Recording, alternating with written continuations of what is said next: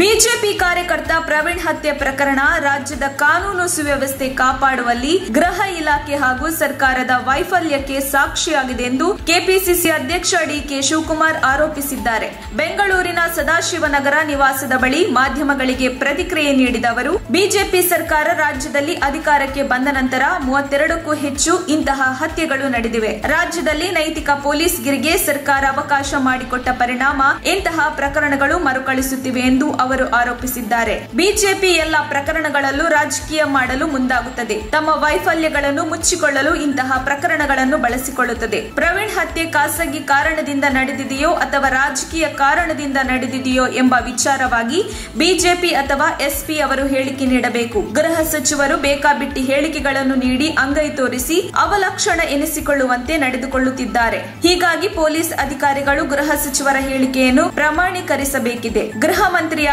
ಪಕ್ಷದ ನಿಲುವನ್ನು ಗಮನದಲ್ಲಿಟ್ಟುಕೊಂಡು ಕೆಲಸ ಮಾಡಿದರೆ ರಾಜ್ಯ ಉಳಿಯಲು ಸಾಧ್ಯವಿಲ್ಲ ಎಂದು ಡಿಕೆ ಶಿವಕುಮಾರ್ ಹೇಳಿದರು. ಈ ಕೊಲೆಯನ್ನು ಯಾರೇ ಮಾಡಿದ್ದರೂ ತನಿಖೆ ಮಾಡಿ ಸತ್ಯಾಂಶ ಬಹಿರಂಗಪಡಿಸಿ ಕಾನೂನು ರೀತಿಯ ಕ್ರಮಗಳನ್ನು ಕೈಗೊಳ್ಳಬೇಕು. ಈ ಹಿಂದೆ ಇಂತಹ ಹತ್ಯೆಗಳಿಗೆ ನಡೆಸಲಾಗಿದ್ದ ಸಂಚುಗಳ ವಿಚಾರವೂ ತನಿಖೆ ಆಗಬೇಕು. ರಾಜ್ಯದಲ್ಲಿ ಕಾನೂನು ಸುವ್ಯವಸ್ಥೆ ಕಾಪಾಡುವಲ್ಲಿ ರಾಜ್ಯ ಸರ್ಕಾರ ಸಂಪೂರ್ಣವಾಗಿ ವಿಫಲವಾಗಿದೆ ಎಂದು ಆಕ್ರೋಶ ವ್ಯಕ್ತಪಡಿಸಿದರು. ವರದಿ ಮುರಳೀಧರನ್ ಆರ್, ಚಿತ್ರದುರ್ಗ. ತಕ್ಷಣ ಬೇಕಾಗಿದ್ದಾರೆ. ತುಮಕೂರಿನ ಹೆಸರಾಂತ ಕಂಪನಿಯಲ್ಲಿ ಗುತ್ತಿಗೆ ಕಾರ್ಮಿಕರಾಗಿ ಕೆಲಸ ಮಾಡಲು ಯುವಕರು ಮತ್ತು ಯುವತಿಯರು ಬೇಕಾಗಿದ್ದಾರೆ. ಲೋಡಿಂಗ್ ಮತ್ತು ಅನ್ಲೋಡಿಂಗ್ ಕೆಲಸ ಮಾಡುವವರು ಬೇಕಾಗಿದ್ದಾರೆ. ವಿದ್ಯಾರ್ಥಿ SSLC, PUC, BSc pass file. ನೇರ ಸಂದರ್ಶನ ಇರುತ್ತದೆ. ESI ಮತ್ತು PF ಸೌಲಭ್ಯ ಇರುತ್ತದೆ. ಆಸಕ್ತರು ಕೂಡಲೇ ಸಂಪರ್ಕಿಸಿ. Naveen GL, phone number 9743103968.